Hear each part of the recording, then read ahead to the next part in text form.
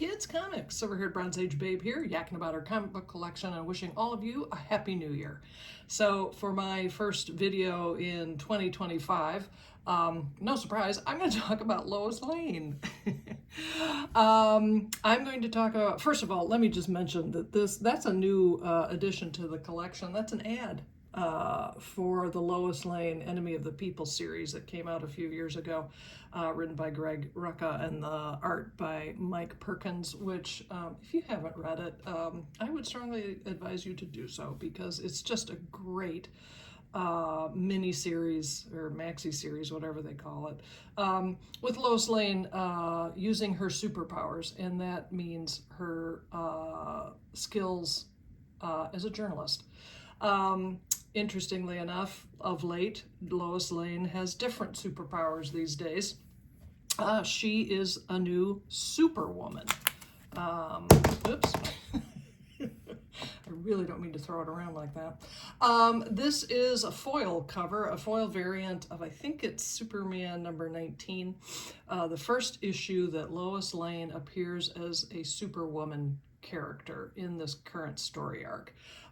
It's not the first time Lois Lane has had a little bit of fun, as they say, as a Superwoman character. This is from Action Comics. I think this is from 1951. And so they've done it a few times.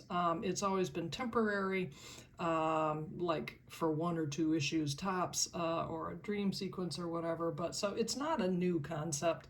But hey, I don't have a problem with DC bringing back concepts of the past. I think it's a great homage. As far as my thoughts on the storyline of Superwoman / Lois Lane, so we've had, I think, 4 issues of this storyline so far. This is a variant cover for Superman number 20. And the gist is basically Lois Lane has, from whatever the All In series has been, something I didn't follow, she was gifted, perhaps stolen, some superpowers. And the helpful bit of this, if you decide to dive in, is to get this All In Superwoman special, number 1. It's a one-shot. And Lois Lane, Woman of Steel, and it gives the sort of the backstory of how she obtained her powers. And the good news for this reader is that it makes very clear that these powers are going to be extremely temporary. And there's a nice variant cover of that. I mean, I have to say that I am enjoying this and picking these up because my Lois Lane on the Cover series, I'm thrilled to have modern books with Lois Lane in a position of power, so to speak. So so that's great. My problem with any time that Lois Lane is given superpowers. Oh, by the way, this is Superman number 21, and they go to the moon for a date, which I think is a callback to that All-Star Superman, another issue where Lois Lane got superpowers for a day or something, and all she ended up doing was going to the moon with Superman to have a date. I mean, oh my God, really? That's what you call back. So the challenge I have with Lois Lane as a super powered person is that it just negates the fact that her true superpower is that she's grounded, and I mean that in all senses of the word.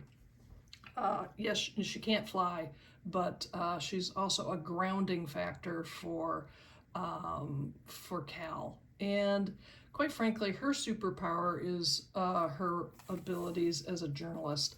And I've always thought that the truth, justice, and a better tomorrow for everyone, however they've changed that, Lois is the truth part of that as a journalist. And so she's so vital as a journalist. And the other thing that I think they've goofed a little bit in the storyline is that at some point last year, she just kind of appeared as editor-in-chief at the Daily Planet, and she was kind of miserable.